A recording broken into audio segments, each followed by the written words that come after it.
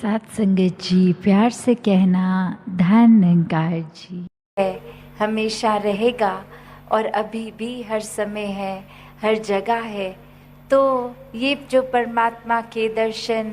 की हर धर्म ग्रंथ युगों युगों से भक्त संदेश दे रहे हैं कि जीते जी जाग जाओ और ये खुद अपने जीवन में ये महसूस करो, ये देखो, हर समय इसको देखो।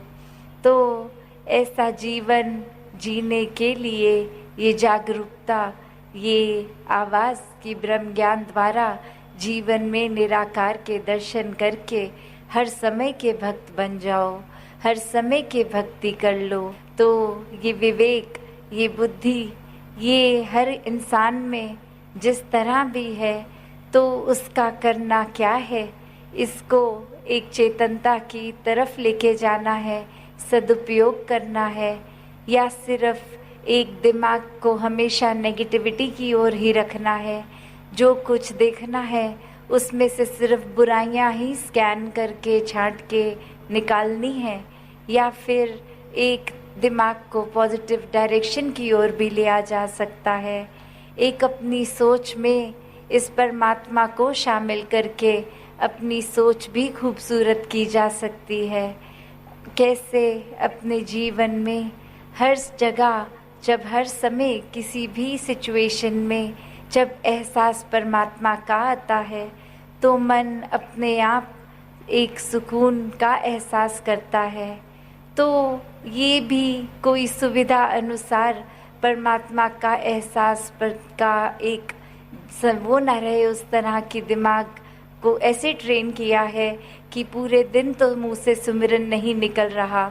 अचानक कोई एक अगर जा रहे हैं, कोई रास्ते में कोई ठोकर लग गई और अचानक मुंह से तब तू ही निराकार निकल रहा है। तो ये सिर्फ एक सुविधा के साथ नहीं कि ठोकर लगते लगते बच गई या ठोकर लग गई और ये भाव मन में कि चलो थोड़ी ही चोट है, ज़्यादा नहीं, तो निराकार का एहसास एक ये हृदय, ये दिमाग कर रहा है। ये तो एक ठोकर लगे ना लगे, एक भाव मन से, शब्द मुँह से तू ही निराकार के हर समय के होने चाहिए। ये अवस्था की बात है, सिर्फ शब्दों तक ये सुमिरन को सीमित ना रखें। कैसे हर समय अपने आप को इस परमात्मा निराकार से मिला कर रखें, एक सांस सांस में ये सुमिरन चलता ही रहे। अक्सर दुनिया में जीते जीते सब ये बोल तो देते हैं कि ये जो कुछ हो रहा है ये परमात्मा की एक मंजूरी से हो रहा है, परमात्मा के एक रज़ा में, एक भाणे में हो रहा है। पर वाकई ही क्या हम अपने आप को कभी न कभी कर्ता मानते हैं, या हर समय सचमुच यही कि चाहे अच्छी चीज़ हो रही है या बुरी हो रही है जीवन में, तो वो बुरी भी अच्छी है क्योंकि परमात्मा ही सब कुछ कर रहा है। तो ऐसे ही एक छोटी सी कहानी दासी आपके आगे रखेगी कि एक समय एक इंसान बहुत ही अपना बगीचा, गार्डन खूबसूरती से रखता था और आसपास वाले सबको वो गुज़रते हुए इतना खूबसूरत रखता था कि सड़क पे कुछ देर रुककर जहाँ से वो व्यू नज़र आता था वहाँ निहारते थे, और कुछ तो उससे परमिशन लेके घर में जाकर वो बगीचे को नज़दीक से, बगीचे के अंदर से भी देख के निहारते थे। और ऐसे ही एक बार घर का दरवाज़ा खुला रह गया और एक जंगली जानवर आकर बगीचे को बुरी तरह से नष्ट कर गया। अब वो व्यक्ति जो घर खुद नहीं था वापस आके नज़ारा देखता है तो वो अब बगीचा सुंदर नहीं, नष्ट हो गया। और ऐसे समय में फिर एक मन को कहता है कि चलो जो किया परमात्मा ने किया, और फिर वो लगा अपने एक बगीचे को वापस निखारने, और कुछ महीनों बाद वापस से वो बगीचा पहले से भी अब ज़्यादा खूबसूरत रूप ले चुका। और अब एक व्यक्ति जो कि पिछले काफ़ी समय से रोज़ाना घर के आगे से निकलता था पहले भी, और जब अवस्था बगीचे की ठीक नहीं तब भी और अब भी। तो एक बार उस व्यक्ति को बोलता है कि इतना सुंदर बगीचा, ये आपने इसको एक निखारा है, आपने संवारा है। तो उस समय वो व्यक्ति के मुंह से ये शब्द निकले, हाँ जी, मैंने ही इस बगीचे को खूबसूरत बनाया है। तो बात क्या ये अवस्था में कि जब कुछ बुरा हुआ तो ये चलो जंगली जानवर आया, बगीचे को नष्ट कर गया, ये तो बुराई का, परमात्मा का एक श्रेय दे दिया गया। और जब एक क्रेडिट, एक कोई तरह से एक मुबारकबाद मिल रही है, एक अच्छाई के लिए रिस्पॉन्सिबल, जिम्मेवार मन पे थोड़ी सी तारीफ हो गई, तो फौरन ही हाँ जी, ये बगीचा तो मैंने खुद निखारा संवारा है। तो एक बात वो नहीं कि मन में सिर्फ बुराई का समय ही परमात्मा को श्रेय दिया जाए। हर पल अच्छा समय जैसा भी ये परमात्मा की रज़ा में, और तब भी करने वाला ये परमात्मा ही। तो जीवन में हर कोई जहाँ ऐसे तो बोल लेता है कि मुँह को कहाँ ढूंढे रे बंदे, मैं तो तेरे पास हूँ। पर एक कैसा पास, ये क्या सुना हुआ पास या खुद अपनी नज़र से देखा गया पास, कण कण में दिखता हुआ ये पास, या फिर एक सिर्फ समय में कुछ फ़ायदा नुकसान इत्यादि के रूप में, तब वो पास या दूर है। एक जीवन, और अब इस जीवन को पूरी तरह ऐसे ही जी सकते हैं जो मनुष्यों ने इस परमात्मा को देख लिया, ये ब्रह्म ज्ञान द्वारा निराकार के दर्शन करके, फिर जीवन में हर पल ज्ञान को जीना, इस निरंकार के एहसास में सेवा सुमिरन सत्संग करते हुए जीना। तो ये जीवन भी जहाँ एक धन्य रूप है कि यही अवसर है, इसको चाहें तो धन्य कर लें परमात्मा के साथ मन को जोड़ के, या चाहें तो इस मनुष्य जीवन को गवा दें, और फिर जो गवाएंगे वो नुकसान उन्हीं का होगा कि एक अवसर सुनहरी मिला भी एक परमात्मा के एहसास में रह के भक्ति में मन को चूर रखने का, पर एक ध्यान जीते जी फिर घर बार एक और अन्य, एक मटीरियलिस्टिक, एक दुनियावी, एक धन दौलत, एक उसी में ही लगा दिया। और कैसे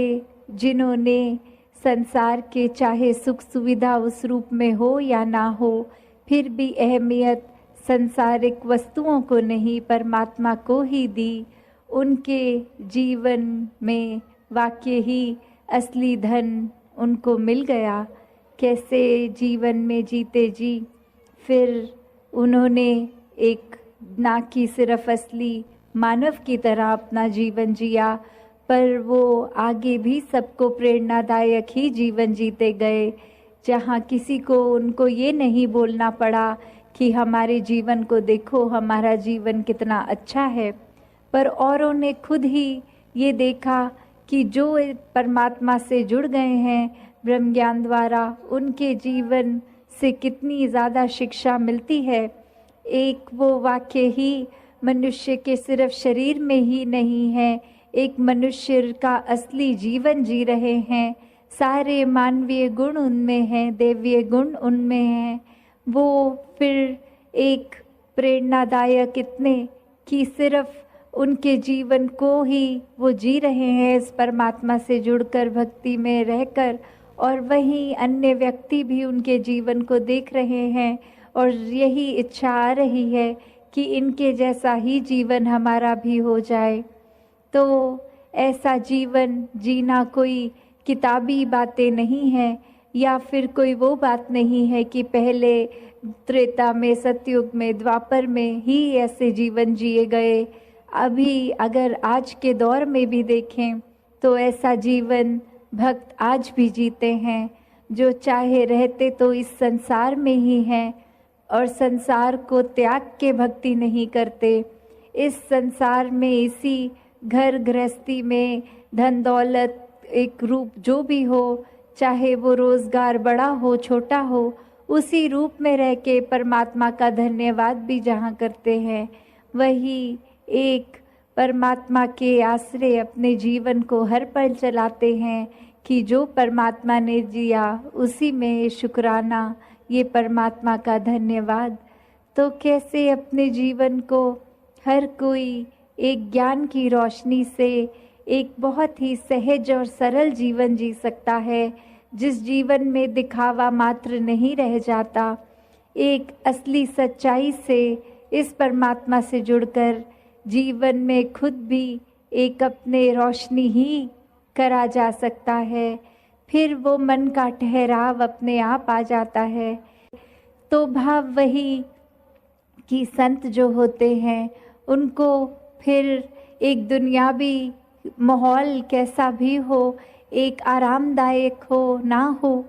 फिर भी एक संत तो उस दुनियावी माहौल में रहते हुए भी उस दुनियावी माहौल से ऊपर ही रहते हैं, एक आनंद की अवस्था में हर स्थिति में खुद को एडजस्ट करते हुए कि एक जहाँ स्थिति जो है उसको अगर वो सही भी करनी है तो उसमें प्रयत्न करना है, एक अपने दुनियावी रूप में अचीवमेंट सपने बनाकर उस तरफ चलना है। पर अगर परमात्मा को मंजूर नहीं और वो एक कार्य उस तरह से ना हो जैसा सोचा रखा है, तो भी एक परमात्मा को कोसते नहीं है भक्त, एक परमात्मा को शुक्राने भाव से यही मन के भाव रखते हैं कि इसी में ही भलाई होगी, इसलिए ये कार्य हम जैसे चाहते थे वैसे नहीं हो पाया। तो कैसे अपने जीवन को भक्तों ने हर समय इस परमात्मा के ही आसपास केंद्रित रखा कि एक दुनिया में हर दिन कैसा भी समय आ सकता है, पर ये परमात्मा ही है जिसके आश्रय एक अच्छा और बुरा समय दोनों ही आराम से कट जाते हैं, जहाँ फिर ये मन में सोच नहीं आती कि एक जीते जी बेचैन है और जीने के बाद जब ये मौत हो जाएगी तो इस आत्मा का क्या होगा। क्योंकि जिन्होंने जीते जी इस परमात्मा को जान लिया, देख लिया, इसके साथ जीवन का हर पल अपना जिया, तो उनको पता है वो चैन से जी रहे हैं, और जो चैन से ही जीता है वही चैन से मरता है। और कैसे ये आत्मा को जीते जी जहाँ चैन मिल गया, अपनी असली घर का पता चल गया, एक क्या है ये आत्मा, वाक्य में सिर्फ शरीर नहीं है, एक आत्मा तो इस परमात्मा का अंश है। जब ये पता चल जाता है तो आगे एक लोक सुखी परलोक सुहेला वाली अवस्था। और फिर अगर हम ये भी देखें कि हम उस सोच से भी देखें कि एक इंसान ने चाहे बेशक 84 लाख योनियाँ पहले भुगती पर वो याद कुछ भी नहीं, तो अगर ये भी मान के चलें कि सिर्फ और सिर्फ ये ही एक एकलौता जन्म है, तो इसी में फिर ज्ञान लेना है, ये ब्रह्म ज्ञान के साथ जुड़कर इस परमात्मा के साथ एकमिक होना है। वरना तो बात वही कि अगर इस जीवन में आकर चाहे मान्यता वो नहीं कि पहले जन्म हुआ कि नहीं हुआ, पर इस जीवन को भी किस तरह सुखदाई जीना है, ये दुख कष्ट है। साथ संगत जी, धन निरंकार जी।